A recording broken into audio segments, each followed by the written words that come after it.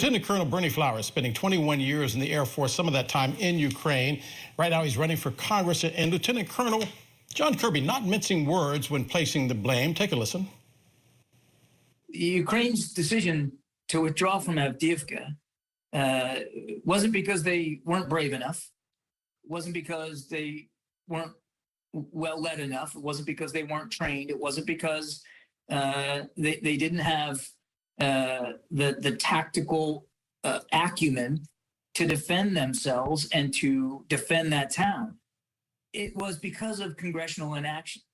And we've been warning Congress that if they didn't act, Ukraine would suffer losses on the battlefield. And here you go. Lieutenant Colonel, you have been in theater. You have been in Ukraine. Who do you blame? Dale, first, thanks for having me on your show. This is an honor, and I thank you greatly. Who do I blame? Well, first of all, let's go back a little ways. My background and training and experience might be a little bit different than the people that are running our war in the Ukraine. And I say our war. We made some agreements when the wall fell down and the Berlin Wall fell down. And from my understanding, after 20 years in the United States Air Force and another 14 working in DOD at a very high level, was that Ukraine was supposed to be a buffer zone. We weren't supposed to try to recruit them into NATO. And that would be similar to somebody recruiting Cuba into the former Soviet Union. So things were well. And now when I say blame, we should not be in this war at all. And the question to me is, or the question to most people is, what's the end state? We send a lot of money and resources over there, and are we just going to do this continually? Are we going to have a perpetual war? I don't think that's a wise idea for us. Lieutenant Colonel, but with all due respect, doesn't Ukraine get a vote in this argument? Because it is their bodies and their lives that are on the line, and we are the ones that gave them a guarantee that, and I am quoting the president himself saying, we will be with you for as long as it takes. That wasn't long. Agreed, but previous presidents have said that we were going to leave Ukraine as a buffer state between us and the former Soviet Union. And so, but you know who didn't pay attention to that? Vladimir Putin. That's agreed. I agree with that. He's not a nice man. I mean, just you mentioned this gentleman, Alexander Navalny. I mean, they basically poisoned him. But can we go about, solving everybody else's problems when we don't solve our own? We got a border that's open, and we are $34 trillion in debt. That is $264,000 per taxpayer. And we're just going to keep giving money to these people. I mean, I don't want them to die. I don't want anybody to die, but I know what it feels like to go to bed and not be sure that you're going to wake up the next morning. And I wouldn't wish that on anybody. And unless we're willing to send our own children into this, we need to rethink this. And we have sunk, as I'm not mistaken, about $75 billion into this war, and it's terrible. But the question of the day is, you never go into a war without an end state. And this isn't going well for the United States. And we're just going to keep spending money and keep spending money and keep deeper in debt. So let me ask you this question.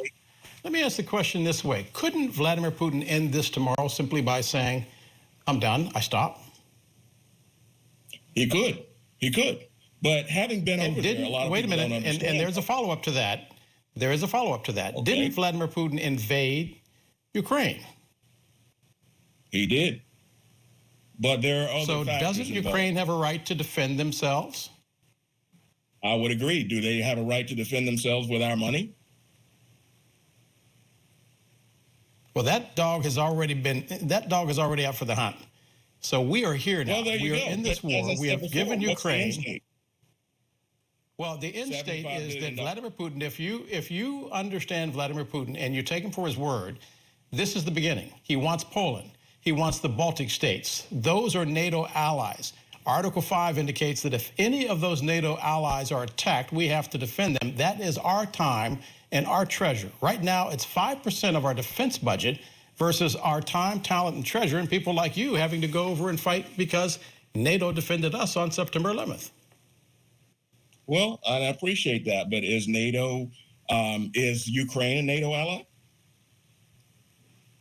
No, So but why they're are a we in border the Ukraine state, if we're and it not an ally? really hits them a lot closer than it does us.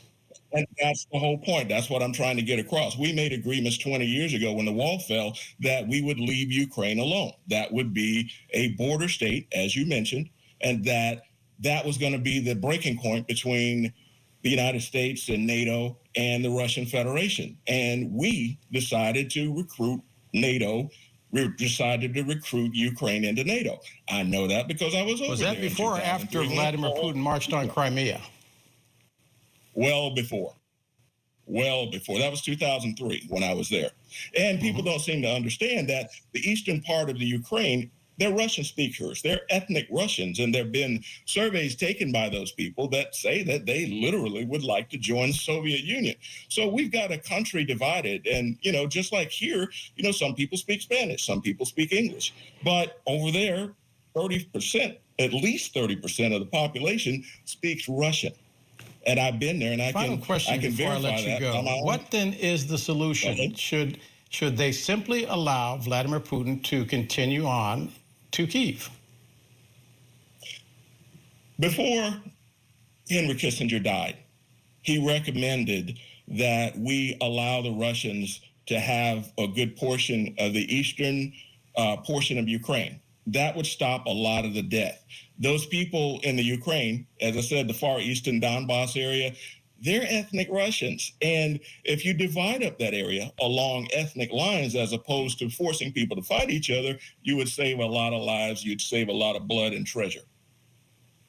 I can tell you that as a military man that's been over there. That war has already been launched. The question now is, how do we win it versus how do we lose it, versus how does Ukraine win it versus how do they lose it? Are we willing to send our blood and treasure and our children over there? That's what it really boils down to, because the next event is sending American ground troops over, and I'm not willing to send my children over there, and I don't think you are either. When I went to the Ukraine in 2003, according to contracts, we got to let it go here. But if they attack a NATO ally, Article 5 dictates that we do send our ground troops over there. They are not a NATO ally. If they attack the Baltic states and if they attack Poland, those are NATO allies. So, Lieutenant Colonel Bernie Flowers, got to leave it there. Thank you for your time. All right. I'd love to come back on your show and tell you a little bit more about what I learned over my 35 years working in the United States military. You got it. Invitation is open.